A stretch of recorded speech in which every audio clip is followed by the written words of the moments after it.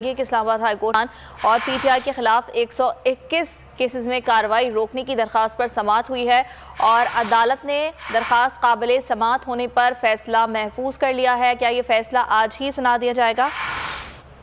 देखिए, ये इस तरह का केस है कि इसी तरह की एक दरखास्त लाहौर हाई कोर्ट में भी समाअत है और चीफ जस्टिस आमिर फारूक ने केस की समाअत की है। इमरान खान ने केसों की तफसीलात फरामी और 121 केसों में कार्रवाई रोकने की दरखास्त दायर की थी। चीफ जस्टिस ने कहा कि इसी तरह का केस लाहौर हाई कोर्ट में भी है और वहाँ आपने 127 केसों का हवाला दिया है, जबकि यहाँ पर 121 केस है।